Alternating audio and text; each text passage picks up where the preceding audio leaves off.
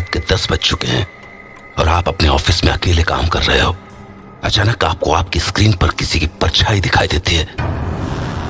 आप पीछे मुड़ के देखते हो, वहां कोई नहीं है। तभी आपके कानों में किसी की आवाज सुनाई देती है, सुनिधि। और एकदम से आपकी कंप्यूटर स्क्रीन झिलमिलाने लगती है। क्या आप सच में अकेले हो या फिर कोई ऐसा है जो आप ही को देख रहा है? Welcome to horror podcast show.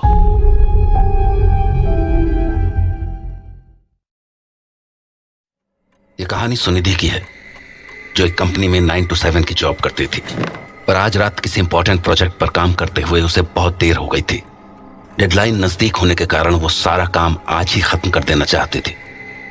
सभी लोग घर जा चुके थे और पूरा ऑफिस बहुत सुनसान था। ऑफिस इतना खाली था कि घड़ी की आवाज भी चारों तरफ गूंज रही थी। सुबह से काम करने के कारण सुनिधि अब बुरी तरह थक चुकी थी, इसलिए उसकी आंखें रह रहकर खुद ब खुद बंद हो रही थी। वो अपने कंप्यूटर पर डेटा समझने की कोशिश कर ही रही थी कि तभी उसे मॉनिटर पर किसी की परछाई दिखी। हाँ? सुनिधि चौंक गई। उसने पीछे मुड़कर देखा, पर वहां कोई नहीं था। तो सुनिधि को लगा शायद उसका वहम होगा और वो वापस अपने काम में लग गई। कुछ देर काम करने के बाद उसे फिर से नींद आने लगी और उसकी आंखें बंद होने लगी। पर तभी अचानक उसकी मॉनिटर स्क्रीन झिलमिलाने लगी। हाँ? सुनिधि ने कीबोर्ड की कुछ कीज को बार बार दबाया, पर मॉनिटर की स्क्रीन वैसे ही झिलमिलाती रही। तो सुनिधि ने सोचा शायद सिस्टम ओवरलोड के कारण ऐसा हुआ होगा। पर तभी अचानक उसे मॉनिटर स्क्रीन पर किसी लड़की का डरावना चेहरा दिखा और फिर मॉनिटर अपने आप वापस बंद हो गया। हाँ? ये क्या था? सुनिधि को यह बात अजीब लगी, पर फिर उसने सोचा शायद कंप्यूटर में कोई खराबी आ गई होगी। तो उसने कंप्यूटर को रीस्टार्ट कर दिया और कंप्यूटर के स्टार्ट होने का वेट करने लगी। पर उसे नींद भी आ रही थी, तो उसने सोचा शायद कॉफी पीने से उसकी नींद चली जाए। तो वो उठकर कॉफी पीने चली गई। कॉफी मशीन एक लंबे कॉरिडोर के एंड में थी। कॉफी मशीन के पास पहुंचने पर जैसे ही सुनिधि कप उठाने लगी, उसे अपने बगल में किसी की परछाई दिखी। हाँ? पर जब सुनिधि ने कॉरिडोर में देखा तो वहां कोई भी नहीं था। उसे थोड़ा अजीब तो लगा, पर फिर उसने सोचा शायद नींद के कारण उसे कोई वहम हुआ होगा। तभी उसे एक बिल्ली की आवाज सुनाई पड़ी। वो बिल्ली कॉफी मशीन के ठीक सामने वाली सीढ़ियों पर थी। बिल्ली काफी दूर थी, तो अंधेरे में उसका रंग तो समझ में नहीं आ रहा था, पर उसकी पीली आंखें सुनिधि की हुई देखे जा रही थी। सुनिधि ने सोचा बेचारी बिल्ली भूख के मारे इतनी ऊपर आ गई होगी। तो वो सीढ़ियां चढ़कर उस बिल्ली के पास चली गई, पर वो जैसे ही वहां पहुंची, वो बिल्ली वहां से गायब हो चुकी थी। सुनिधि को यह बात थोड़ी अजीब लगी, क्योंकि उसने अभी उस बिल्ली को वहीं देखा था। पर फिर उसने सोचा शायद बिल्ली कहीं भाग गई होगी। तभी उसे बिल्ली की आवाज दोबारा सुनाई दी और उसने देखा कि वो बिल्ली वहीं बैठी हुई थी। सुनिधि थोड़ा चौंक गई, क्योंकि अभी 2 सेकंड पहले वहां पर कोई भी नहीं था। फिर भी उसने सोचा शायद अंधेरे के कारण उसे ठीक से दिखा नहीं होगा। तो उसने बिल्ली को अपनी गोद में उठाया और बिल्ली को अपनी डेस्क पर लाकर बैठा दिया और खाने के लिए उसे कुछ बिस्किट्स दे दिए। पर वो बिल्ली एक टक सुनिधि को ही देखे जा रही थी। अरे क्या हुआ? खाओ ना, भूख लगी है ना? पर बिल्ली अपनी जगह से टस से मस नहीं हुई और लगातार सुनिधि को देखे जा रही थी। सुनिधि ने सोचा बिल्ली का जब मन होगा वो खुद खा लेगी, और वो अपने काम पर लग गई। और वो बिल्ली वहीं बैठी रही। उसने अपने पंजों को अपनी पूंछ से सिकोड़ लिया और सुनिधि को देखती रही। कुछ देर काम करने के बाद सुनिधि को दोबारा नींद आने लगी और वो अपने कीबोर्ड पर सर रखकर सो गई। नींद में उसे ऐसा लगा जैसे कोई उसका नाम पुकार रहा हो। सुनिधि, सुनिधि। सुनिधि खुद को जगाने की कोशिश करने लगी, पर वो चाहकर भी अपनी आंखें नहीं खोल पा रही थी। पर तभी अचानक से उसकी आंखें खुल गई और फिर वो गहरी सांसें लेने लगी। उसे समझ नहीं आ रहा था कि उसके साथ हुआ क्या। वो काफी डर चुकी थी। खुद को संभालने के बाद जब उसने अपनी डेस्क पर देखा तो वो बिल्ली वहां पर नहीं थी। उसने आसपास नजरें घुमाई, पर वो बिल्ली उसे कहीं भी नहीं दिखाई दी। तभी उसे एक आवाज सुनाई पड़ी। आवाज बिल्ली की थी और बहुत नजदीक से आ रही थी।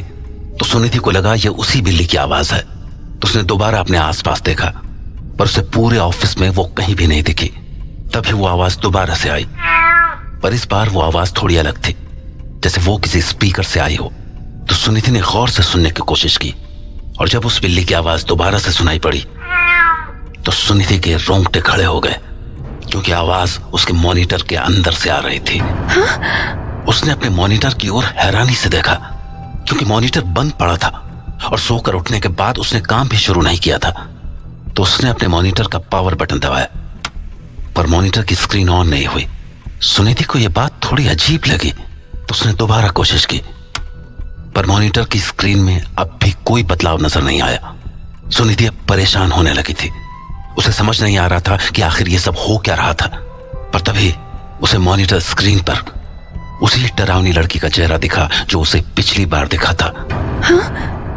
सुनिधि इतना तो समझ चुकी थी कि ये उसका कोई वहम नहीं है। उसने फिर से मॉनिटर का पावर बटन दबाया, पर उस लड़की का चेहरा स्क्रीन से नहीं हटा। सुनिधि को अब डर लगने लगा था। वो लगातार पावर बटन दबाए जा रही थी, पर उसके मॉनिटर स्क्रीन पर कोई असर नहीं हो रहा था। तभी अचानक उस लड़की की आंखें एक झटके से खुल गईं। Oh my God! सुनिधि अब इस बात को अच्छी तरह समझ चुकी थी कि उसके साथ जो भी हो रहा था वो कोई टेक्निकल प्रॉब्लम नहीं थी, इसलिए अब उसे डर लगने लगा था। उसकी सांसें तेज हो चुकी थी। वो वहां से उठकर भागना चाहती थी, पर वो चाहकर भी उस लड़की के चेहरे से अपनी नजरें नहीं हटा पा रही थी। तभी उसे सांस लेने में तकलीफ सी होने लगी। उसे ऐसा लगने लगा था जैसे कोई उसका गला दबा रहा हो, और धीरे धीरे उसका दम घुटने लगा था। उसे समझ नहीं आ रहा था कि वो खुद को कैसे बचाए। इसी बीच उसकी नजर अपने मॉनिटर स्क्रीन पर गई, जिसे देखकर उसकी रूह कांप गई। उसने देखा कि वो लड़की उसे हंसते हुए देख रही थी, जैसे उसे सुनिधि का दम घुटते हुए देखकर मजा आ रहा हो। सुनिधि ने अब उम्मीद छोड़ दी थी, पर तभी उसे किसी की आवाज सुनाई दी। हेलो। आवाज सुनते ही सुनिधि के मुंह से जोर की चीख निकल गई और वो जोर जोर से खांसने लगी। हेलो, कोई है क्या? अरे मैडम, आप ऑफिस में ही हैं, घर नहीं गई? मेरा गला। क्या हुआ आपके गले को? मेरा गला, भैया, एकदम से गला घुटने लगा था, जैसे कोई गला दबा रहा हो। मैडम, कोई भी तो नहीं है। मैं पूरे फ्लोर का राउंड लगा के आ रहा हूँ। इस फ्लोर पर तो कोई भी नहीं है। सुनिधि ने आसपास देखा, वहां सच में कोई नहीं था, पर वो इस बात को बिल्कुल भी मानने को तैयार नहीं थी कि जो भी उसके साथ हुआ था वो उसका वहम था। तो उसने वॉचमैन को सीसीटीवी फुटेज दिखाने के लिए कहा। नीचे आने पर जब उसने सीसीटीवी फुटेज देखी तो उसके होश उड़ गए। उसने देखा कि उसके डेस्क के आसपास कोई भी नहीं था, और न ही उसके मॉनिटर स्क्रीन पर उस डरावनी लड़की का चेहरा था। सुनिधि अब बहुत डर चुकी थी, क्योंकि उसे सीसीटीवी फुटेज पर विश्वास ही नहीं हो रहा था। तभी उस वॉचमैन ने सुनिधि को थोड़ी देर पहले की फुटेज दिखाई। सुनिधि ने देखा कि जिस बिल्ली को गोद में लेकर वो अपनी डेस्क तक लाई थी, सीसीटीवी में उस बिल्ली का कहीं नामो निशान नहीं था। फुटेज देखकर ऐसा लग रहा था जैसे वो हवा के साथ ही सब कुछ करे जा रही थी।